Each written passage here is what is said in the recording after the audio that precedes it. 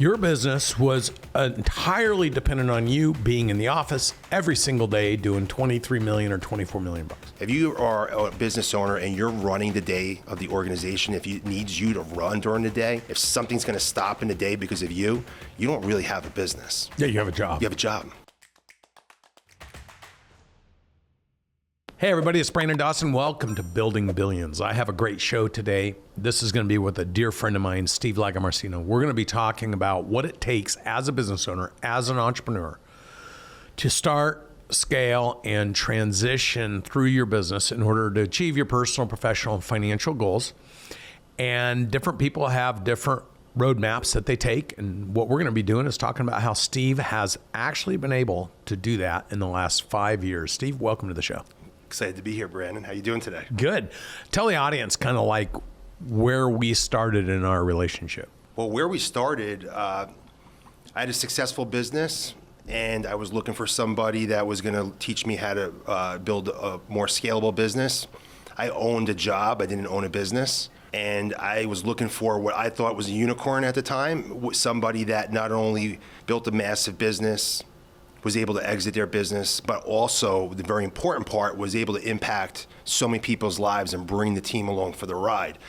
So I found you in 2019, and we started that journey in December at a 10x 360, and 5 years later, here we are. The rest is history. It's just been a really incredible ride and an incredible education for me. Yeah, and so what I like to do, because a lot of people, they think of building a business, and obviously 97% of all businesses fail if they're under 125 million. There's 31 million of those businesses. 98% of all those businesses stay under 3 million, stay small. And so these are all things we talk about. But when I meet founders or business owners, they don't all just want to build their business and sell it and be done, right? They know there's the life after the deal. There's something else they want to do, or something else they want to become, or some other thing that they're inspired by in their life. And for you, walk through kind of what your business looked like when you and I met and started working together. Right. There is another reason a lot of small business owners want to exit their business. It's because it's so painful for them, because they don't know what they're doing. They don't have the business acumen. They do not know how to build a structure inside that business that doesn't make it a problem in their life. So what it looked like for me when I met you was a revolving door in my office of people coming in my office with problems and asking how to get certain things done in my business. Talk a little bit about how you got to where you even had a business with people revolving through the door. Great question. So my dad started this business in 1982, joined the business out of college with him, and started just putting my print on the business by implementing different changes into the business, bringing innovation into the business. And over time, I started actually taking over the business, and I acquired the business from my dad. It was my dad and my grandfather owned the business. And what kind of business was it? It's an electronic wholesale distribution company. So simply put, we're selling components to manufacturers in the United States. So it's a business-to-business type of transaction, but it's quite technical sale. So that's where my electrical engineering background was valuable, because our personas are electrical engineers at manufacturers. Got it. So it was your father's and your grandfather's business. Yep. You got your electrical engineering background, and then at some point you entirely bought them out, right? Yeah, provided them a financial exit. I was their exit plan. The exit. And how big was the business when you took it over? When I took the business over, we were maybe $5 million in annual revenue. Okay. So now fast forward, you and I meet 2019. How big's the business? We're like 25 million. So it's significant. You 5X the business. That's right. Over what period of time? That was about 8 years. 8 years. 9 years. So the first lesson there is your parents, your dad and your grandpa had it for how many years? 1982. So they had it for a long time. That's right. And in 8 years, you 5X'd it. That's right. So first thing is, that should tell to every business owner that's sitting there that you probably have a 5X in your business. You just don't know how to do it. That's right. So I come along, you've got a lot of people coming and going. You're trying to figure out how to manage this business that's 25 million. And if your reference point was your family at 5, 25 probably felt like a big feat to try to manage. Yeah, that's right. It was stressful. And I knew the opportunities weren't strong for the people in my organization, and I knew it all depended on me. If I go down, the business is going down with me. It's not a good business. It got to a point where I said to myself, if I was an employee and knew what I knew, I would not want to work here because it's so dependent on me being there every single day and keeping it together. That's an interesting perspective. So you were like looking for, how do I transition from it being that kind of business to something that runs itself? Basically. Yeah, because I know there's no value there. And if I were to financially exit that business at that point, they're buying me, really. And I'm going to be stuck in that for quite a long time. And anybody that's going to have any sense of evaluating a business, they're going to identify that he's the business right now. This is not a strong business. So you and I meet. Those are the things you were confronted and concerned with. We meet. Some things I'm talking about resonates. Yeah. We start working together. We put a plan in place. The plan in place was to move you from being the business to trying to minimize the business being about you so that it had sellable future value. But in the middle of all that, what you really wanted to do is create a vehicle, a program where you could reward your best employees, you could create incentives for them to win with you and the business, and you had other things you'd like to do other than just continue your whole life in that one business. That's right. So that was the idea when we met. And the other thing I recall is you wanted to build up enough income that you can invest in things that you're not taking care of and you're not running. So we picked real estate like I did. That was one of the things I told you is I put a bunch of money with Grant Cardone, sends me a check every month. And you're like, I want to do that too. Mm-hmm. So we sat down and devised this strategy in 2019.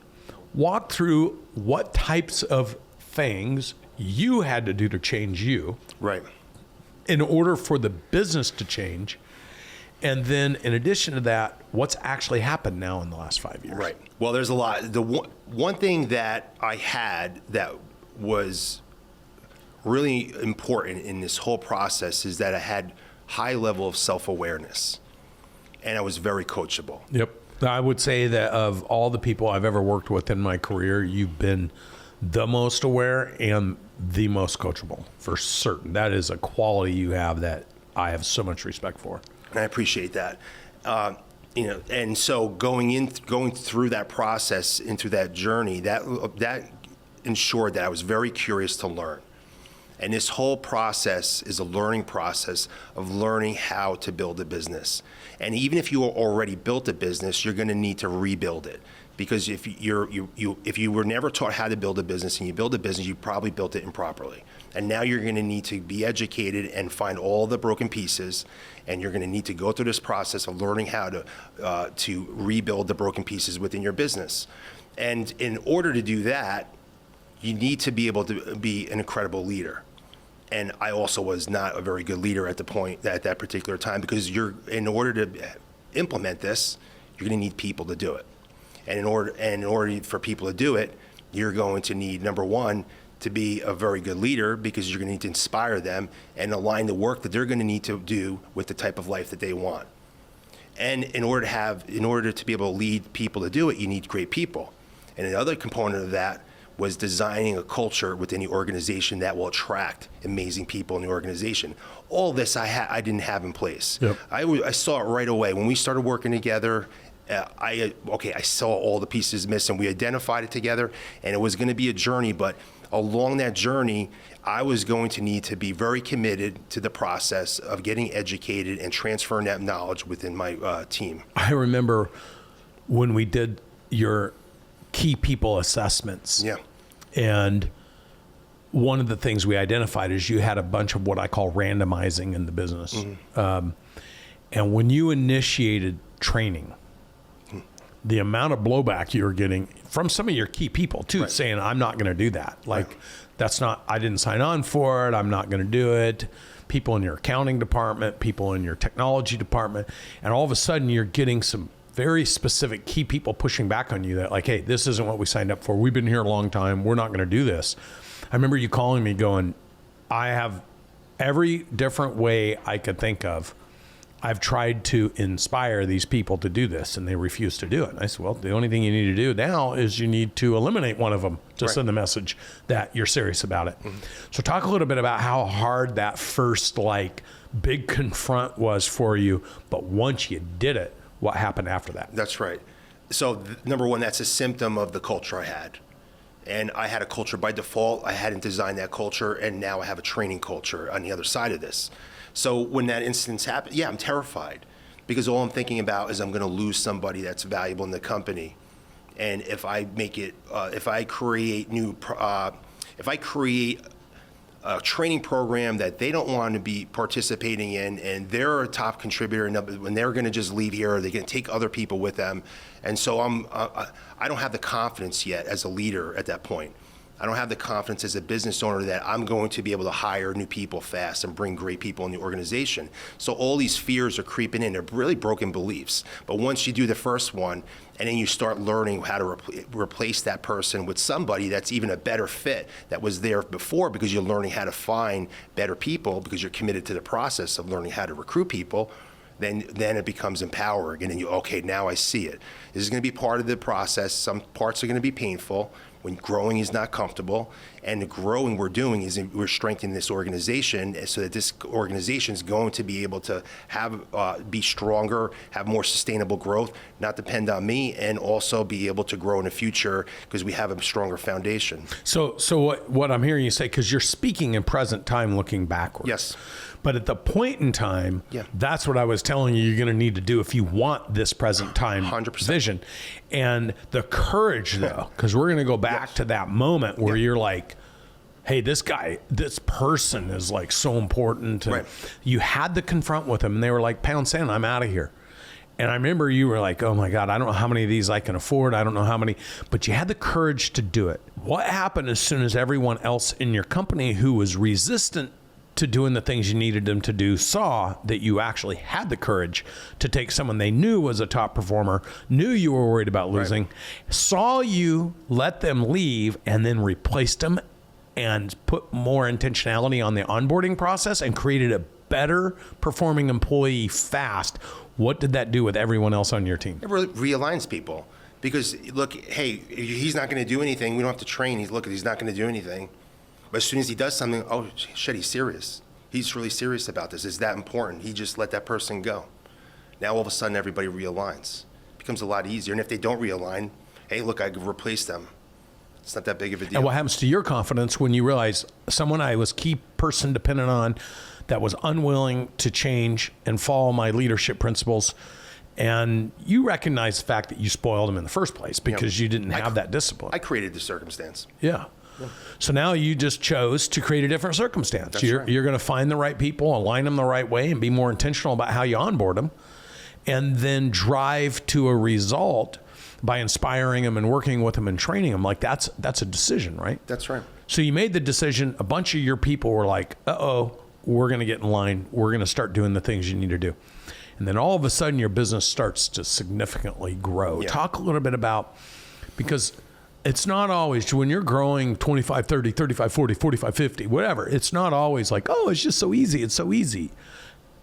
Because it's a process. Yep. And every time you do something new, it's a new thing you have to do. And then as you get bigger, the mechanics of the different things you're making changes in either work for you or work against you. That's right. Talk a little bit about that couple years where you were having that hyper growth and you were making all these changes and focused on developing key leaders in your organization. Yeah, so when you grow, you're going to break things, and you're going to be re-optimizing processes that worked when we were this level in revenue are no longer appropriate for when we're at this level in revenue. So we've got to be able to optimize and change. And during that process, you're developing and you're challenging people, you're testing people, and you're seeing the people that can handle the pressure. With leaders need to be pressure tested. And during those experiences, you see who handles the pressure and rises to the top and becomes part of the solutions, not part of the problems. And you learn as a leader to develop other leaders. Me developing myself as a leader first during that process allowed me to nurture and develop other leaders. And now I've got a core leadership team here in my organization that I don't need to worry about anything. They've got it all taken care of. They're there to set everything up. They report to me, and they run the organization for me. The day-to-day, I don't run the day. That was the big difference. The day didn't run without me. I don't run the day of the organization. If you are a business owner and you're running the day of the organization, if it needs you to run during the day, if something's going to stop in the day because of you, you don't really have a business. Yeah, you have a job. You have a job. And you could have a job that has $25 million in revenue. You could have a job that has $40 million in revenue, $50 million in revenue. There are plenty of business owners there, but they know it, and they're stressed about it. They're complaining when they go home because they know it, and it's just it's so stressful. I can't wait to get out of it because this is just so much work for me. Yeah, you hear it because we have all these. I hear it all the time. Since you were one of my first clients. You fast forward 64 months later, we've had almost $8 billion of businesses come through this system. Yeah. And you know many of those people because of where you fit within the organization now. So big goals back then. Put enough passive money away that's working for you that you could replace your income if you decided to never work again. Yeah. That was a big target. That's right. Second target was to grow your business big enough that it could produce enough income that you could share it with all your key people so that they would have the right incentives in place in order to exit you from running the day-to-day operations. That was target number 2. And target number 3 was then be able to spend time doing things that you're passionate about and you love to do without being trapped in the business every day. That's right. Including in that was you wanted to move out of state. You wanted to move from Pennsylvania down to Miami or down to Florida with your whole family and be able to experience a different quality of life. Yes. 60 months now. Talk about how much of that you've actually been able to transition through. Well, all of it. As a business owner, being able to create a business where you could generate enough of cash flow that you could release cash from the business, because revenue is vanity, profit is sanity. Mm-hmm. You taught me that. So being able to run an extremely profitable business and release cash and put it into passive income producing assets such as real estate and Cardone Capital, it covers all my expenses now. My business could disappear and work another day, and I cover my expenses for the rest of my life. So we've been able to accomplish that through Cardone Capital and some other real estate investments. I have enough passive income to cover all my family expenses from now till as long as my... And that feels pretty darn good, right? Because that is your backstop now. You don't need to worry about selling your business for a backstop because you now have one. The business, I don't depend on the business to survive financially. And also the beautiful thing about that is as a business owner, when you get to that point, you're not running your business scared for your financial life. Because now you're not making decisions out of fear. You have less emotion. So now you're going to take more calculated risks that you need to take. And also, if you have some challenges in the business, the level of stress is not going to be, the experience is not going to be the same as if this was all my income. And boy, if we go over a month where something went wrong and we can't get cash out of the business because someone didn't pay the bills, I'm in a lot of trouble here. This doesn't exist anymore, this circumstance. The second was also moving to Florida, right? Getting out of a state that was going to... I lived in the Northeast. There's not a lot of freedom up in the Northeast states. The weather for a few months of the year is not that nice, and I wanted to be around more successful people, more like-minded people, and we made a decision to bring our family down to Florida where we were going to have freedom, better taxes, be around more like-minded people. We're closer to the Grant Cardone office, so we get to go to the events and be with great people that are in this ecosystem. So that we knocked that off the list a couple years ago. Business still running, operating smoothly, didn't miss a beat. Did that while we were even changing our ERP system in our business, but I had a leadership team taking care of that. And what was the other one? So when you first set these targets, right, having enough passive income, being able to build a leadership team and not have you be the business driving it every day, be able to actually move out of state and move your whole family and not even be showing up in the office. Those are lifetime goals for most business owners. Yeah. And when we were establishing those targets and those goals and then conforming the business to what does the business have to do that so you can do what you want to do. Right. There was a few, kind of gut challenges where you're like, it almost feels unbelievable that I could actually do that. Yeah. And yet the idea that you did it in 3 years. And now what you've been doing the last couple of years, in addition to that, which we'll get into in a minute, when you look back on it, you realize how fast it actually did happen. That's right. And then you grew the business much bigger. Right. So the reason I bring this up is I think it's really important because a lot of people don't understand. There's no context into what does Cardone Ventures do to actually help you through that process besides setting targets and putting discipline in place. Talk a little bit about your journey of some of your experiences working with us, because the reality here is we have so many business owners come through the system, but a lot of them are just unwilling to wait the 3 to 5 years. They want it tomorrow. They want it tomorrow. They want it now. They're already burned out. They're just like, they'll give us 6 months. And that transactional mindset just does not allow them enough time to calmly make the transformation to a target. Because in order for them to do that, they got to move a lot of other people, but they don't want to deal with the people because if they lose their people, they can't get what they want because then, and all this panic and fear settles in. So I want to talk a little bit about what you did systematically with us so that other people that don't understand the journey Right. will have context to this. Yeah. So walk through, like you went to the 10X 360, you heard enough to realize this could be helpful. You hired us to engineer your business. Yes.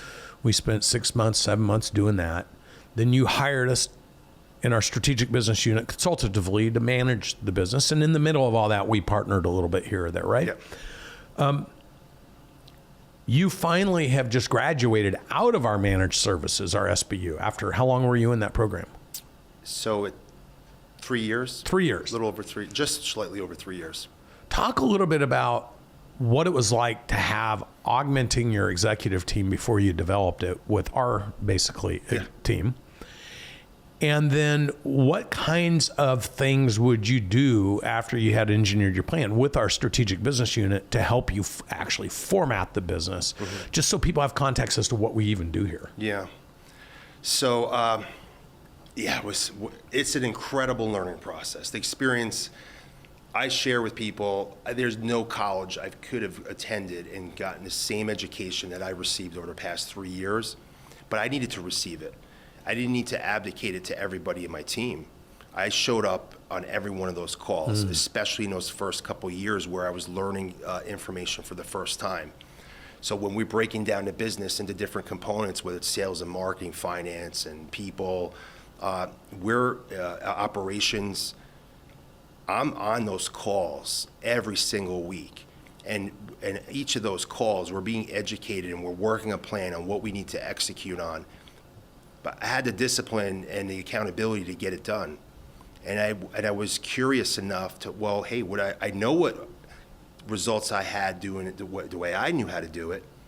And I know what Brandon's results have been doing using his processes and his methodology and what they're teaching here. So do I want the same results? What do I have to lose? Well, actually, I'm going to get the same results and be stuck with a job again, or am I going to actually follow the advice that they're providing and implement the information they're giving me?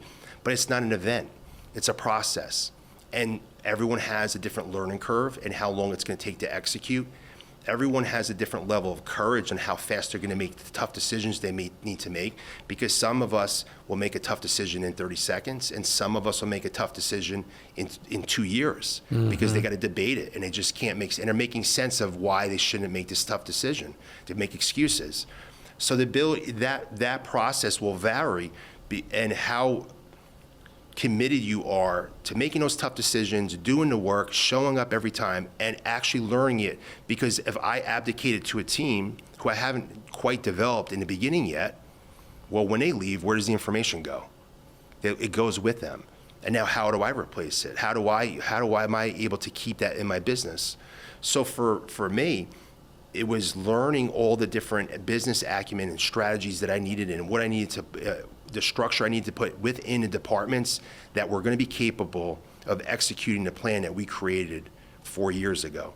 And going through that process, it was, and as we're doing it, the business is becoming stronger and stronger, not only executing the plan, but here we are a few years later, and now I've got this team inside this organization that is incredible, that is creating the next level plans. What would have happened if you would have just said, hey, my 5 or 6 best people, I want you to work with them, and you listen to them, and you do what they say, and you work as a team, and what's the likelihood any of that would actually... But a disaster.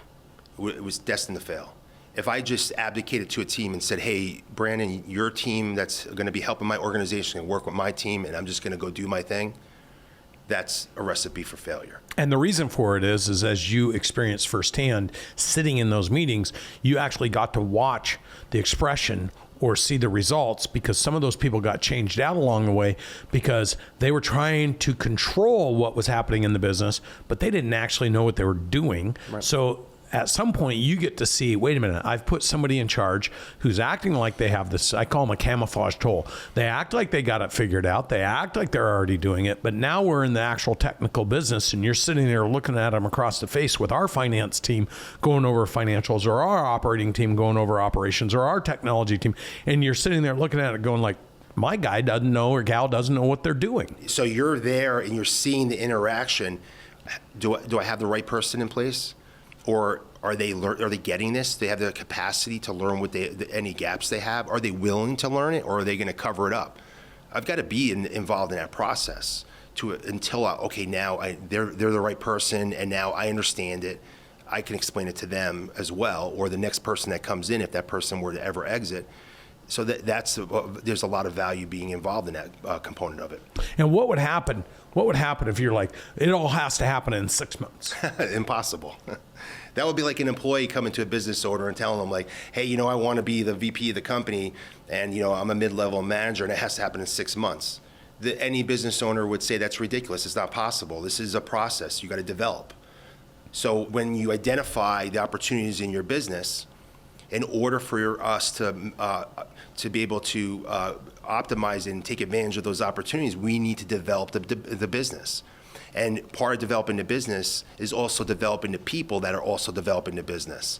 And that's going to take time. It's a process. So is it even reasonable to think, I could take my business that's struggling now for the last few years, or maybe it's growing, but it's still broken in many areas, and just expect that within 6 months or a year or 2 years, it's just going to give you everything you want out of it? And because we have a lot of business owners, and you know this, you've seen them. They come in, they get all ambitious, and they're all excited. We engineer their business. They go into our managed services for a year, and then they're like, I got it all, I'm done. But they haven't even hit any of the targets they've established for themselves, but they really have burned themselves out, or they're questioning, why am I investing in the business? And we see what happens as soon as they stop doing what they were doing, they go right back to what they were. Right. And the reason they got excited in the first place, they were frustrated. So really what I want you, because you've seen some of the most successful people come through here, and Yep. you've seen the ones that Have not. And then the excuses come out and all these other things. What would you tell a business owner, based on your own personal experience, what they should expect to do in order to make the transformation they want to have? And what are the indicators when it's time that they don't need, they've developed their team? Because for me, you had your targets. Mm-hmm. When you hit all your targets is when you knew it was time that you could then go to Florida. Yeah. But if you hadn't hit your targets yet, does that mean you should dismiss yourself from the process? Right. Can you repeat the question for me? Yeah. So what would you tell a business owner that's like, they're not doing it for me fast enough? Well, okay. Well, number one, no one's going to do it for you. No one's going to do the work for you as a business owner. I knew from day one I needed to do the work, because I need to learn, I need to execute, I need to implement. That is on me as a business owner. So if the mindset entering this type of process, or it's your business, you're not going to abdicate somebody else implementing, executing for your business. They'll buy your business, okay, and then they could do that. But when you own your business, you need, as the business owner, to be able to execute and implement. That includes being on the calls and actually taking the actions needed, applying it so you can get the results that you're looking for. If you don't actually take the actions and apply, you're not going to get results. And if you're waiting for someone else to do it, it's not going to happen, and you just have an excuse now. Well, someone else didn't do it for me. I never waited for that. I didn't wait for someone else to do it. I didn't have excuses. And in a few times that I did not execute and I failed to implement, I took responsibility for it. It's on me. I didn't go blaming somebody else for it because it wasn't going to help. Was it going to make me feel better so I could just pass the buck along? That's not going to work. That's not what's going to get my business stronger. That's not going to improve the opportunities for the people in my organization. And if I'm, as a business owner, waiting for people to do it for me, and I'm blaming others when it doesn't get done, what kind of people, Brandon, do you know I'm going to have working in my business? Yep. The same kind of people. Well, and so this is another interesting thing. Clearly, when there's people involved. So I have my people on my side. We're training them, we're hiring them, we're nurturing them, we're formatting them. You have your people on your side. You're hiring them, you're training them, you're formatting them, you're leading them. When my people are letting your people down, and your people are letting you down and themselves down, and my people are letting me and myself down, you as a client could easily call me and say, I don't want to work with you anymore because you guys aren't helping me out. And I know we had a couple conversations where you called. This is the thing. It's so important that people hear what I'm going to say right now. It's so important that you develop the confront, the understanding that when things are not working, you don't bail. Right. You lean in. Yes. And I'll never forget when my team was out of yaw with your team, and we were dropping the ball in some areas as I was bringing some people on and I was trying to acclimate them and I had to get rid of some people and bring some new people on. There were some missed elements of what we were supposed to be doing. And you called me one day and you're like, hey, I've got some frustration that's crept in the last 90 or 120 days. I feel like some of your people are not following through. And I know you run a quality organization and I know we're missing some things. My team's seeing it, I'm seeing it, but because I respect you and I want to be a good partner to you, just like you would call me Brandon if you see things in my business, you've got some holes in your business. And I think if I help you fix your holes, you can help me do things faster. And you and I came together and said, where are the holes? I made changes. And we keep doing that. Now, contrast that to someone who calls and complains. Oh, you guys are letting me down and I don't, because I always tell business owners, most of you have no idea how to confront your own internal problems. You just run from them. Mm-hmm. Why not practice helping and working with me when we drop the ball and see how I confront them so that you can get a reference point of, oh, this is how Brandon took care of it. Yep. And so you and I did that because you're growing and scaling, I'm growing and scaling. And what we did is created a cadence where it's like, what's working, what's not working, what do we need to fix, how do we need to fix it? And we kept fighting to win for me and fighting to win for you together because we recognize as business owners and leaders, we need each other. Yes. How do you contrast that to the people that you've actually seen some clients come and then you've sat there with them and they're like, oh, they dropped some balls, so we're going to move on. And then you see what happens to those businesses because if they're not willing to confront me, they're probably not going to confront their own team. Yeah, right. And if they're not helping me confront my team, how am I helping them confront their team? Because they don't have that relationship. Right. So talk a little bit about the importance of leaning in, confronting, having the courage to confront, and then also letting shit go and working together to solve problems so that everyone can grow and scale and integrate together as we're trying to achieve this bigger picture. Yeah. It's almost like when I think about that contrast, because it's so foreign to what I would do, and because I understand how damaging that would be if that's how you're going to move through business. And I almost call bullshit on it because I feel like it's just a way to bail. It's like, it's chickening out, really is what it comes down to, because my approach is, well, number one, I'm aware of the fact that I'm growing and scaling my business and you're growing and scaling a hyper growth here in your business. And of course, there's going to be some challenges. I'm aware of that. There's no way that it's going to be all like perfect all the time. That is impossible. I'm never going to find anybody to be able, and any service whatsoever that's going to be able to help me and be perfect all the time, especially some organization as successful as yours that's experiencing a growth. There's reasons why you're successful. And, I learned a long time ago, never to be part of the problem, always be part of the solution. So when you find a problem, this is something my dad taught me at a very young age, and my grandfather, bring solutions. So if I see a problem or a challenge or situation, and I have a tremendous amount of respect, and we're working together as organizations, we have mutual interests to succeed, it is in everyone's benefit to come to you and say, hey, you know what, we attempted to work it out, but I think it's at the point where I need to elevate it to you, Brandon, and here's the situation. And I think I have a possible couple solutions. I'd like to share them with you, but I'd like to hear what your thoughts are. And then boom, we figure it out. And that's how you earn respect and you earn relationships in business. Yep. But if every time something goes wrong in business, you just bail, you're never going to have a network of business relationships and you're never going to learn how to actually work through something. Because you're going to revert back to the same people that didn't know how to do it the first time. That's right. Which is yourself. That's right. And you go back to the same behavior, which is blaming everybody else for why you can't succeed. Yeah, and those people are probably not setting their employees up for success, and when they don't do a good enough job because they didn't set them up for success, they're firing them, and the fault is the business owner. They're probably experiencing a lot of problems like that in their business because it's just going to be a vicious cycle for them. They're going to be stuck. And even if they're getting some growth and they think oh, you know what, I got growth, but can they sustain it? Because where are they going to revert to? Did they really learn what they need to learn? They hit a level, but are they getting the levels where they've got what they need inside their organization? So now all of a sudden, because you have the tenacity to work things out, you start bringing your team along. When they come to you and they say, we have problems, you're like, yeah, let me show you how we resolve problems. Let's get Brandon's team. Let's get my team. Let's better connect the dots. Let's make sure the two business owners are aligned. And let's make sure that our equal teams are aligned and they work together.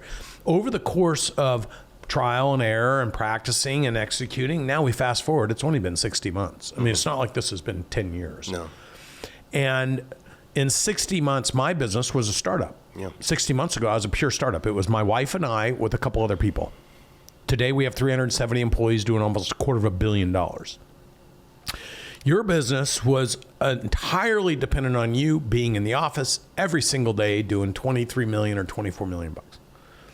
Now you have been able to move 2 years ago. So 3 years into that cycle, you're able to make your move to Florida. Yeah. You're able to put enough money in Cardone Capital, millions and millions of dollars, because you're much more profitable. And you're able to share the value and the upside of your company to your team, which is running the day-to-day operations. And a year ago, I think it was? Yes.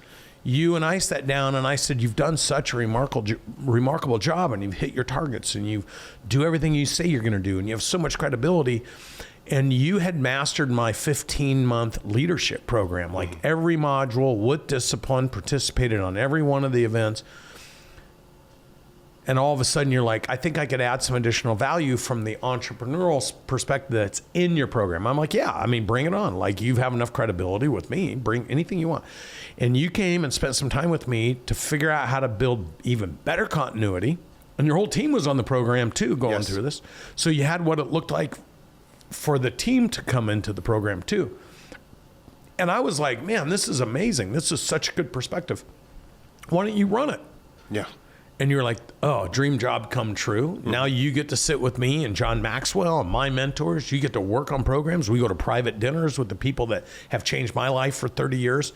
You get to the inner circle of that, and now you're part of the inner circle. Right. Talk a little bit about the transformation for you, just being able to elevate yourself into something that you're so passionate about. You're highly successful. We just had 160 business owners here that say this is one of the best events they ever went to. We're launching a program for employees to model and mimic what you've been able to do and what I've been able to do, and you lead that program. Talk a little bit about that, how in 60 months you've entirely transformed yourself and put you in a different circle of people that you were reading their books about 5 years ago, and now you're in the room privately with them developing things. Yeah, now you mentioned, it's crazy to think about that. To think about just before I met you, I didn't even think a guy like you exists. And I'm a struggling leader, but wanted so much more for other people. And I'm reading all these books, John Maxwell, all your mentors, and then here I am, you transformed me and my entire life and the amount of impact I'm making on other people. And then it's like what you draw into your life is incredible. You're sitting here, all of a sudden you're eating dinner with John Maxwell with just a few people, having a casual conversation and hearing about all the impactful work he's doing. Anything's possible. The difference is I just was committed. I knew I had a vision. I knew where I wanted to go. I knew what I wanted to accomplish, and I was very committed to it. I was willing to put into work, and also at times it took aggressive patience. At times. Oh, say that again. Yeah, at times it takes aggressive patience. Like we're never entitled to anything every single day, and we're tested. Part of winning is sometimes waiting another day or another day, and the waiting. And when I'm waiting, you're not doing anything. You just continue doing the work because you didn't earn it yet. Everything is earned in life, and if you're not working to earn it and making the sacrifices and following a plan, it's not going to happen. And being committed, and that takes a lot of patience over time. And with leadership, with people, it's the same thing. You're developing people. Everyone has a different learning curve, and it's going to take it's just these little granular incremental improvements or steps every single day over time, and all of a sudden they add up, and then here we are. How many did I take in 5 years? And 5 years, here we are. It's like a leap. And now your team, who is replaced you in your company day to day, now they're on this journey because they're almost like clients of you running this leadership program with me. So they get to watch you emerge as like I've had thousands of business owners come to this leadership program over the last 12 years. So they get to see you. You're actually in the inner circle. You're doing the private dinners. You're on the strategy side of the equation. You're spending time with me and Grant and John Maxwell and other mentors that I have in the private room, talking about where we're going and what we want to affect in these changes and how we're going to deploy it and how we're going to implement things. And you've moved yourself to that point, which I'm sure for your team has to feel a huge sense of pride. Oh yeah, they're so proud and they're so inspired, and you and I know what it does to their belief of what's possible. Yeah, because they've seen the journey. Because a lot of those team members have been with me during that journey. The ones that are in the program. So they've seen the transformation, so they know it's possible. I've started a scale that I've been tracking now for the last, probably about the last 8 years. And the midpoint is neutral, right? It's just a straight line, right? The midpoint is neutral. The farthest left side is NIOP. The farthest right side is PIOP. So for a listener, you're like, what's NIOP, PIOP? NIOP is negative influence of other people, and there's a 10-point scale. And from neutral to PIOP, there's a 10-point scale to the most positive. And when I sit and I take a little pen out, when I'm sitting across from somebody, any business owner, right? And because neutral really is NIOP, because if you're not doing anything, you're negative. Yeah. I mean, it's no impact. There's no charge. There's no nothing, and nothing's happening. So when I'm sitting there, I've gotten to a place now that when I listen to the business owner communicate, I can put little dots on if it's PIOP or NIOP. Right. And I think it's really interesting. This is a very simple exercise that any person can go through. And I think it would be helpful because I've been doing it with the entrepreneurs, tracking the thousands of people that come through here. And it's based on the language they use and the behaviors they exhibit. So I have a language category. I have a behavior category. I have a results category. I've got an influence category. And I've just been putting little initials down that has a little key card. And I've been tracking this, right? Yeah. And what's really super interesting is here's some things that I find that very quickly go to the NIOP. Because the last thing I track is character. Right. Because it's the total sum of all those other categories. Yeah, right. And then there's a little score. And that score is what I call the influence score. It's either negative influence or it's positive influence. Words like, it's their fault. Phrases like, we're going to quit. People who text others and say, we should get out of this and go do something else. And I'm not getting what I want, so I'm going to take my little ball and go home. That mentality, those kind of calm lines, those kind of communication cycles. Like, you know what, I'm not getting what I want, so we should all leave. They try to influence others. So there's a magnitude of, if they're not getting what they want, are they quietly saying, okay, I'm either going to figure out how to improve, work with who I trust, or I'm going to quietly go away. That's like a person who quietly goes away. Okay, that's a person who isn't trying to be disruptive. They're just not getting what they want. Yeah. But what about the person that tries to go away and take a bunch of people with them? That's a destructive personality. Right. Because they are trying to make a point that they have the influence. Or they want to validate their decision. Or they have to validate their decision because they're so insecure as a human that the only way they can validate is to get everyone else to agree with them. Right.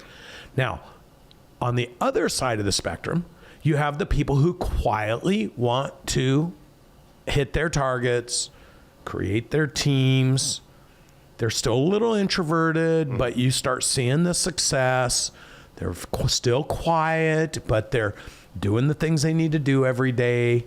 And then you have those people that are screaming from the top of the mountain, my life has changed. Right. Look how crazy this is. Come with us, dragging people along because things are so impactful.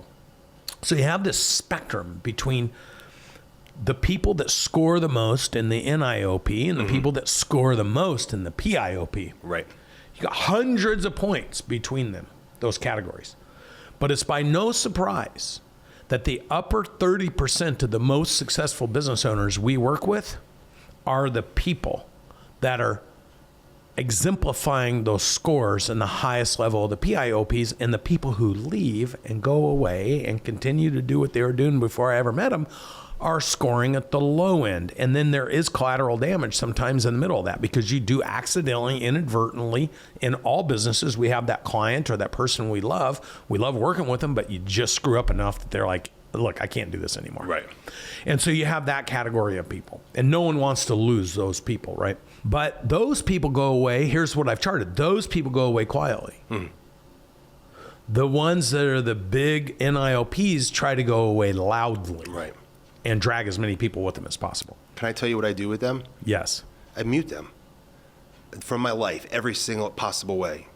Anytime somebody's going to be a bitching and moaning, draining person, if you didn't like what you found, just move on in life. But if you got to like bitch and moan about it and put a bunch of negativity out there, you're going to attract that into your life. And what do you think they're going to have in their business? They're going to have employees that do the same thing to them. So you and I both know, and John Maxwell actually has a law of mirror. When you look into your business or you look into your life, anything that is a reflection of what you do and what you think and how you look that comes back is your reflection. Yes. If I put complaints out on social media, for instance, and I bitch and moan, I know I'm going to bring that back to me in my life. There's no doubt. And so if I'm a little bitch for a moment, I got to get over it, but I am not going to project that into the world, because I know it's going to come back to me if I do. And I know it's got to stop at the thought, and I've got to give it a competing thought immediately, because I cannot be there. And that is something that giving it a competing thought is something you have worked on in this program to drown out that self-limiting, that self-belief, that piece of critical thing that you know is going to pull you off target. That's right. And so when people ask me, what is the ultimate difference between those that succeed from those that fail in life, in business, at targets, everything? And if you listen to the best athletes in the world, the thing that they were able to do is learn to control how they think and then what they do. That's right. And they did that by keeping anything that didn't contribute to the movement towards the target completely out of their mind. Yes. Which means it's out of their mouth, because what you think is what you say is what you do, and what you do is what you're known for. So from your perspective, as an entrepreneur who's hit every single target, you've literally graduated through our strategic business unit because you've developed those competencies inside your business. Right. And now you have that team there. You don't need to outsource it because you have it. And you are the outsource leader now. Yeah. You don't need me in my team because you are that person now. Yeah. You've been able to move out of the state. You've been able to hit your financial targets. You have a business that has a team of people that are taking care of it every day. You're now running the leadership program, and you and I are looking at other business ventures together and doing other things. As a word of encouragement, summarize from your perspective, someone who's done the whole cycle from, because you hear me say 1,000 times over, building a business is starting, building, optimizing, which is scaling, and then scaling, which is growing. So starting, building, optimize, growing, transforming, putting your people and your systems and your technologies and your processes, and then exiting, ultimately. Exiting doesn't mean you sell it. Exiting means you move to the next thing you want to do, whatever that is. Right. But if you don't know what that is, you can't do it. Yeah, and if you've got a great business and you don't have to financially exit a business, because what if it's so good? Why would I sell it? It's too good to sell, right? But summarize that person. Yeah. Summarize in your mind, because you've completed that whole cycle in less than 6 months. So when I think about I would summarize it with some attributes. Number one is, high character, right? Resilience. In order to have aggressive patience, in order to be able to work through the obstacles are going to happen, setbacks are going to happen. It's impossible without it. You need to be extremely resilient and develop that resilience. You need to be intellectually aware and intellectually curious, because if you're going to be ignorant and not curious about learning what you don't know what you don't know, you're going to be a know-it-all. You're never going to succeed in this journey. You need to have very high level of belief, because a lot of people, they want to bail out because they don't believe they can keep doing it. They want to bail because they don't think they can get to the end of the road, or whatever that vision is. They don't think they could survive, and so they just want to bail, or they won't do the work because they don't believe they could really accomplish it. So they're going to find a reason, excuse to bail out. And you need to have a vision of where you want to go and what type of impact, because if it's just about money and money alone, it isn't going to be enough. Like, why are you doing what you're doing? How is that going to impact people, or whatever it is that you really care about? And there's so much purpose behind it, because I don't need to like what I'm doing, but I say I need to love why I'm doing it, because there are times we're going to need to do things that we don't love to do, but you can earn the time, just like you have, and I have begun to earn, to be able to do the things you love to do, because you've earned it and you've gone through that journey. You're a great example of that. I'm working through that right now, and now I get to come in. My passion's leadership. If I could just sit there and help other leaders. We had over 160 business owners in there. I think we calculated 6,000 people were going to be directly impacted from that particular event. That's purpose. I enjoy doing that. That's my passion. I can help leaders help other people. I can amplify impact. If you have that set of attributes as the basic, you can do it. You can do it. But if you're self-focused, you have low awareness, you have impatience, you defer, deflect, and blame everybody for why you can't do what you want. You're always looking for an excuse out. You have little spurts of energy, and then you default back to the things. You have different conflicting ideas about what you really want versus what you really want versus what you're saying, so that, because ultimately who you really are inside will come out under pressure. That's why John says when you squeeze a tomato, you get tomato juice. You don't get orange juice. That's right. So whatever really is happening inside under pressure is going to come out, and it's going to reverberate, especially if you're hiding who you really are. It's going to reverberate because now you have the insecurity that people are starting to figure you out. Right. So here it is in a nutshell. NIOPs, ultimately, that have low character, are going to struggle, fail, and blame everybody else. In every aspect of their life. In every aspect. PIOPs, positive influence of other people, that have high character are people who follow through, who stay consistent, who stay on target, who get results, and who treat others with the same respect that they want to be treated. And you are you're in that top quadrant of the PIOP, which now the question's going to be, what podcast are we going to shoot in 60 months? So it'll be a 10-year window between you and I. Okay. And what are we talking about in 60 months that we did? Because the thing I recognize you and I have not done yet is redefined. You've accomplished everything we defined 60 months ago. Right. But this weekend, I realized what we haven't done is we haven't redefined what we're going to do in the next 60 months. Shit. So we don't need to solve it here. Yeah, but I do think we need to put our attention on it, because that will be how we do it. And I know what components will be there, because I know the quality of person you are and what your true desire and impact is. But we will share it in a follow-up podcast. And I just want to say how much it's been a pleasure for you, for me to get to. I just want to say how much. It has been a pleasure for me. Yeah, I know. I just want to say, first of all, you become one of my best friends. Secondly, I have so much respect for you and your family. And thirdly, you have made what I do a pleasure, because I get to spend time with people I love, I respect, and I admire equally. And the things we're going to do together are going to be really super exciting. And I think business owners listening to this should model, mimic, and master what's already proven to work. I love it, man. I agree. And what you've done for me and my family is incredible. And what we're going to do for thousands of other people, millions of other people around the world is going to be incredible over the next 5 years. Well, thank you for being an example and for helping me on that mission. I appreciate it, brother. Yeah, brother. All right.